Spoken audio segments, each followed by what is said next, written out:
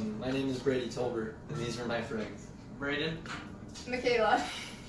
And we're making this video because we really love physics, and it's important to us, not because we want a good grade in our physics class or anything.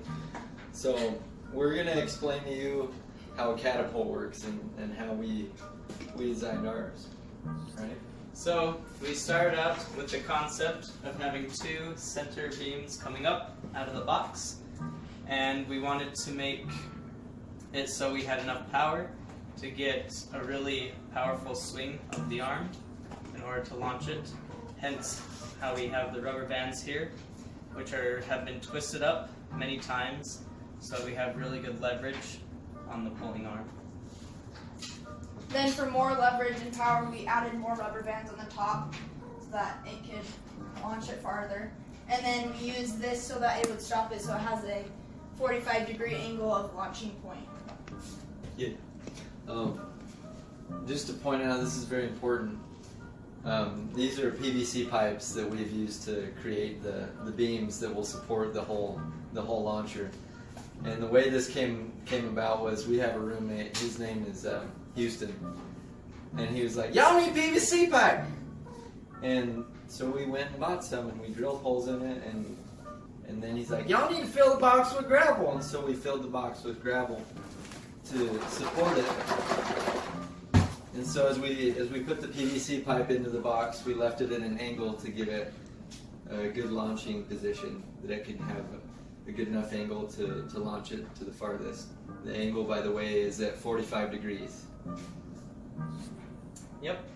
And we used a bottle cap to hold the marble that we launched, and we put a screw through it. And that is how we made this catapult. Yes. Okay. Well, I feel educated. Ahora vamos a ver un video que demuestra exactamente cómo es que disparamos nuestro catapult. Acompáñenme. And go.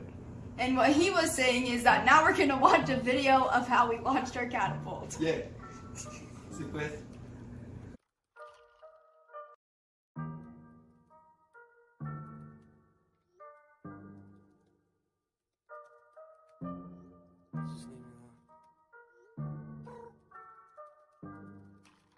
And now we're going to look at the physics behind our catapults.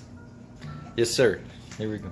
So, for our launch, we did 10 different trials to get a good average on the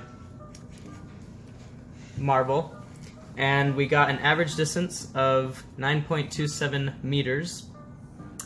And we took that distance of 9.27 meters, and we took the time that it took for the marble to land on the ground, which was 3 seconds, and we used the equation distance equals velocity times time to get our initial velocity, which was 3.09 meters per second.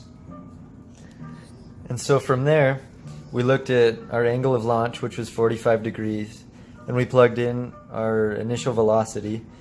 We plugged it into the equation to get the x velocity and the y velocity. So for the x velocity, we plugged it in and did the 3.09 cosine times 45, and then vice versa, but with the sine to get the y. And so then after getting those two velocities, we were able to plug it in and check that out. So for our peak, we used the equation of distance equals 1/2 times acceleration times time squared.